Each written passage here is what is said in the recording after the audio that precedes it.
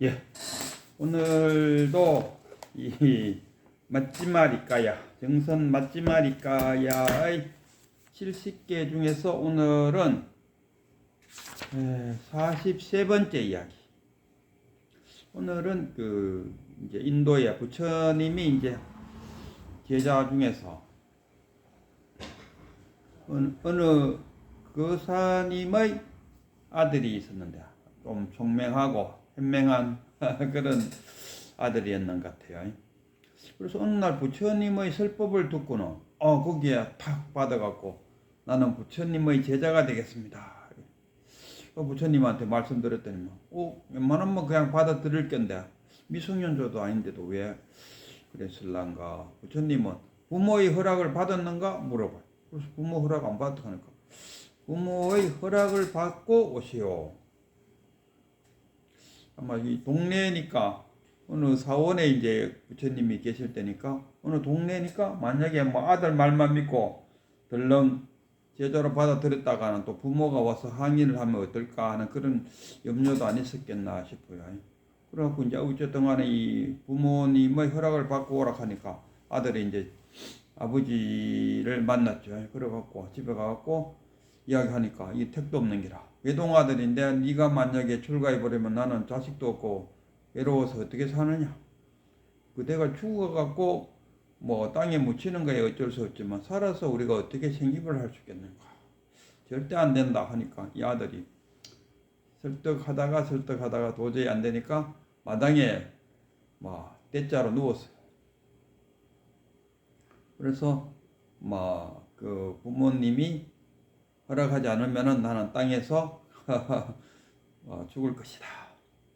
부모님이 막 친구들을 동원해 갖고 아들을 좀 설득해 달라고 이야기했지만 아들 친구들도 설득이 안 됐어요. 할 수 없이 조건을 하나를 걸고 그러면 너가 깨달은 이후에 부모를 만나러 올 수 있겠느냐? 올 수 있다. 그 약속을 하고 출가를 허락했어요. 그래서 부처님한테 가서 구족계를 받고 그래서 나름대로 수행을 해갖고 정말로 아라한이 됐어요. 부처님도 출가를 해갖고 아라한이 된 이후에 부모님을 만나러 가듯이 이 젊은이도 아라한이 된 이후에 부모를 만나러 갔어요. 그러니까 이제 부처님하고 상황이 비슷해요. 부처님도 그 정반왕이 자기 아들 온다 하니까 신하들하고 쫙 이렇게 해놓고 음식도 준비하고 뭐 이렇게 마중을 했다 아닙니까? 이 장자의 아들이 온다 하니 이 장자도 그렇게 부처님 못지않게 쫙 이렇게 한상 차려놨죠. 근데 이 아들이 그 자기 아버지 집에 갔을 때는 그냥 수행자의 모양으로 이렇게 갔더니만 그 하인들이나 이런 걸 잘 알아보지 못하고 그냥 썩은 우유죽을 버리라 하는 거를 버리지 말고 나에게 주시오 해갖고 그 썩은 우유죽을 한 그릇 얻어 먹었는 거 웬 없어. 어쨌든 간에 그래 집에 오니까 아버지는 이 수행자들을 싫어했어요. 자기 아들이 괜히 그 수행자들의 게임에 빠져갖고 수행자가 됐다는 그 자체만으로도 이 수행자를 미워하는 그런 상황이었어요. 어쨌든 간에 그래서 집에 들어가니까 이제 아버지가 이제 꼬시기 시작하는 거죠. 그리고 그 수행자 이 아들도 이 부처님처럼 출가하기 전에 여러 부인이 있었어요. 그 부인이랑 뭐 아버지가 갖고 있는 재물을 다 동원해서 아들을 설득하죠. 다시 배울 만큼 배웠으니까 이제 옷 벗고 나의 아들로 돌아오라.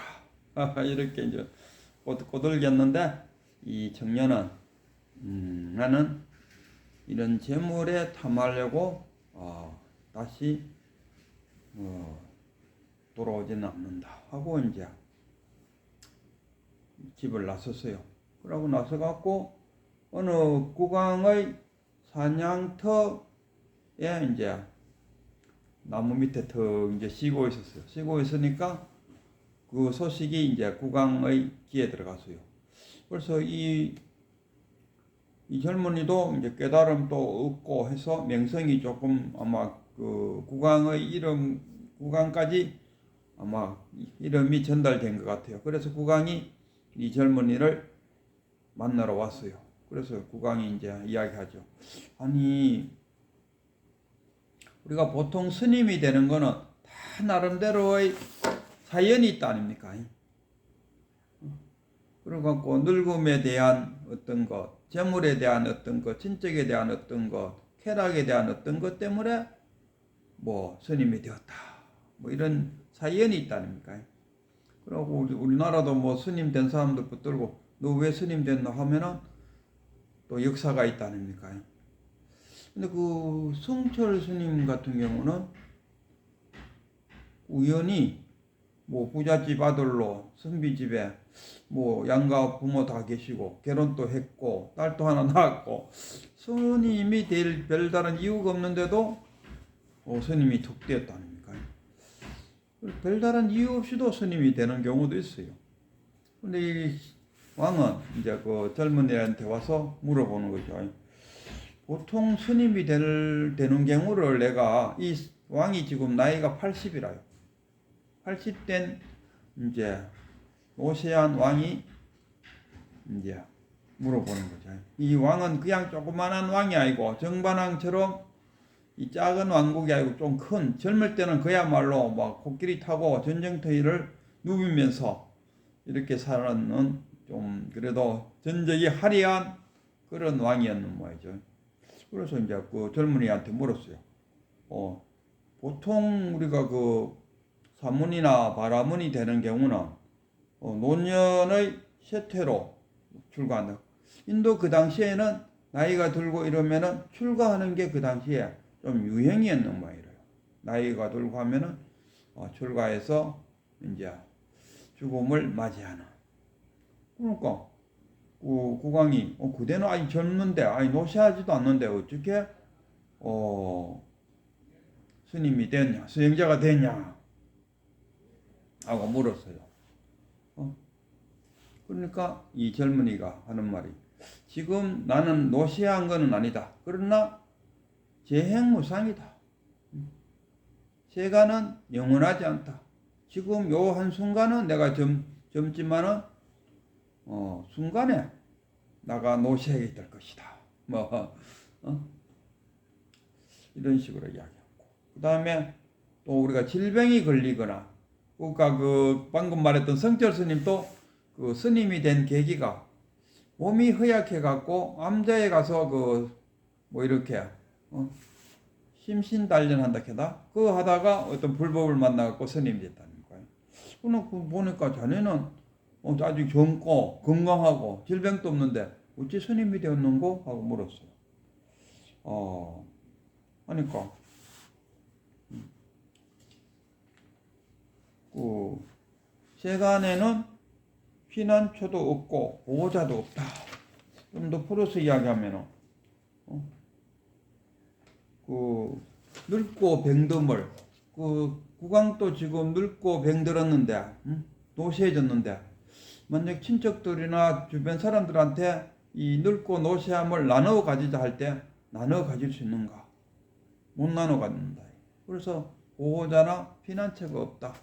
그래서 젊을 때 나는 수행길로 나섰다. 또 이제 한 4가지를 이야기했는데 2가지는 이제 이야기했고 나머지 또 2가지가 스님 된 이유가 또 뭐가 있냐 하면은 그 다음에 재산의 쇠퇴. 우리가 잘 나가다가 돈 권력 명예 한참 잘 나가다가 뭔가 띵 해갖고 돈 권력 명예가 툭 떨어져 나갔을 때 인생 무상을 느끼고 절로 들어오는 경우가 있다. 근데 그대는 부잣집의 아들에 지금 또 잘 나가고 있는데 왜 스님이 되었노? 이렇게 또 물었어요. 그러니까 세간은 자신의 소유가 아니므로 모든 것은 두고 가야 된다. 지금 내가 떵떵거리고 잘 산다고 한들 그게 뭐 영원한 거가 죽을 때 다 놓고 가야 되는데. 그리고 마지막에 아직도 그 친척이 쇠퇴한다든가 주변에 뭐 친구가 없다든가 하면은 스님이 되는 경우가 있는데 그때는 아직도 뭐 친척도 많고 그대를 좋아하는 친구들도 많은데 왜 스님이 되었는고? 이렇게 네 가지를 물었어요. 그래갖고 뭐 친척도 막 쾌락을 즐기는데 왜 쾌락을 즐기지 않고 스님이 되는가? 우리 보통 그 스님이 된 거하고 가장 그 결정적인 게 뭐 이런저런 이야기도 많지만 뭐 늙음에 대비했다 또는 뭐 재산이 병에 뭐 친척들 이런 것들을 때문에 스님이 됐다 뭐 이러는데 그러면은 네가 스님을 됨으로써 세간에서 누릴 수 있는 감각적 쾌락을 왜 포기하느냐? 집에 들어가면은 그대의 여러 명의 아내도 있고 재물도 있고 그야말로 마음껏 감각적 욕망을 누릴 수 있는데 감각적 쾌락을 누릴 수 있는데 왜 그것을 포기하느냐? 우리가 스님 되는 거하고 딱 그 했을 때 안 그렇습니까? 즐길 수 있는데 왜 포기하지? 이런 질문을 탁 던져요. 여기에 대해서 이제 그 답을 하는데 그대로 한번 읽으면 통찰지를 성취하지 못하면 통찰지 통찰지가 쉽게 말하면 깨달음 뭐 알겠습니까? 겐송 뭐 이거 아니겠습니까? 통찰지를 성취하지 못하면 이런저런 존재로 태어나 사후에 이런저런 존재가 없는 거예요. 사람으로도 태어날 수 있고 짐승으로도 태어날 수 있고 벌레로 태어날 수 있고 이런저런 존재로 태어났어. 어리석음으로 인해 사악한 업을 짓습니다. 그럼 거꾸로 하면 수행을 해서 통찰지를 얻게 되면 이제 더 이상 집을 짓지 않습니다. 나는 더 이상 태어나지 않는다.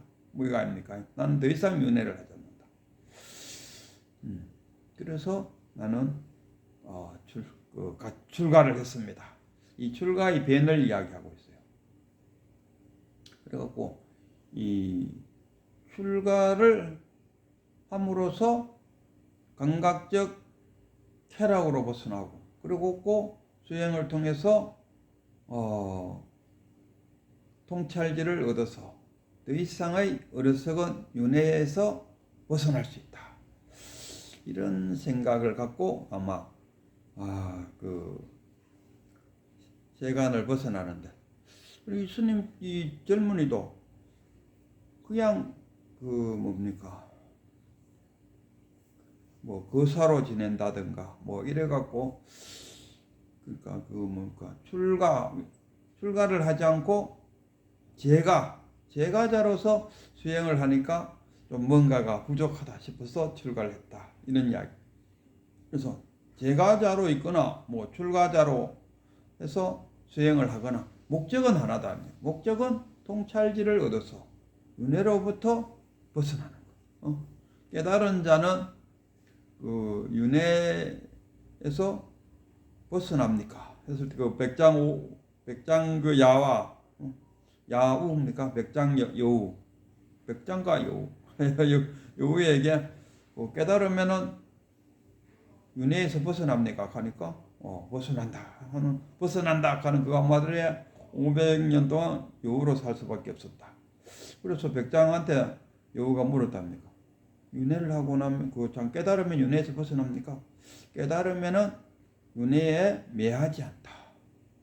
의롭지 않다. 참 묘한 답변을 그러니까 매인다 안 매인다 이렇게 해야 되는데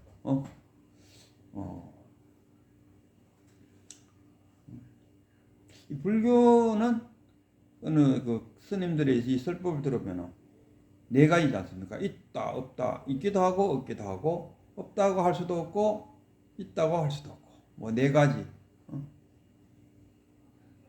있다고도 할 수 없고 없다고도 할 수 없다. 있다 없다 있다고도 할 수 없고 없다고도 할 수 없고 있다고도 할 수 없고 없다고도 할 수 없다. 이 네 가지 아닙니까? 사박자. 어떤 스님이 왔고 개에게도 불성이 있습니까? 하면 없다. 이 사람은 개에게도 불성이 있습니까? 하는 그 질문 속에는 뭐냐 하면 이 사람은 자기는 있다는 생각을 갖고 지지를 원하죠. 나는 있다고 믿으면서 조주선사한테 계획에도 불성이 있습니까? 하니까 깨달음을 얻기 위한 답변을 주기 위해서 뭔가 다 깨쳐야 되잖아. 그럼 만약에 있다 해보면은 그 내의 생각과 내 생각이 같네 이래야 되잖아. 그럴 때 그것을 깨기 위해서 없다. 걔가 무슨 불성이 있겠노? 응? 걔에게는 불성이 없을 것이다. 이런 믿음을 갖고 있는 사람이 조조한테 와서 걔에게는 불성이 없지요. 이러면은 조조가 뭐라 했겠습니까? 불성은 있어. 이렇게 딱 이 깨달음 통찰지를 얻는다. 통찰지를 얻음으로써 윤회에서 벗어남으로써 어리석은 업을 짓지 않는다. 우리가 불법을 공부하는 목적이 출가를 했거나 출가를 하지 않았거나 어쨌든 불법을 공부함에 있어서는 출가를 해서 불법을 공부하면 불법을 공부할 시간이 아마 많겠죠. 그러나 농띠를 부릴 수도 있고 그러나 제가자도 잘 웬만한 일만 하고 시간만 하면은 공부하는 이 제가자도 출가자 못지않게 공부를 한다. 그래서 공부의 목적은 뭡니까? 깨달음 아닙니까? 제가자나 출가자나 어쨌든 간에 깨달음 깨치면 끝나는 거라. 그러나 출가자나 제가자나 못 깨치면은 출가한 거나 제가한 거나 똑같다. 지금 또 마찬가지로 우리나라 스님이 한 10,000명쯤 된다 하는데 오히려 내가 볼 때는 스님 10,000명 중에 몇 명이 깨쳤을는 거 다 깨쳤다 해도 10,000명이라. 그러나 제 유튜브를 통해서 제가자들이 깨치는 사람들은 한 10만 명 되지 않을까? 조사는 안 해봤지만 느끼면 오히려 지금 유튜브가 발달해 갖고 깨달은 자는 오히려 숫자가 많잖아요. 제가자들은 5천만 명 대 10,000명이지 않습니까? 5천만 명 중에는 깨달은 자가 10만 명도 넘고 10,000명 중에 깨달은 자는 한 1,000명쯤 되려나? 그래서 이 제가자나 안 제가자나 출가자나 안 출가자나 목적은 깨달음이고 깨달음은 왜?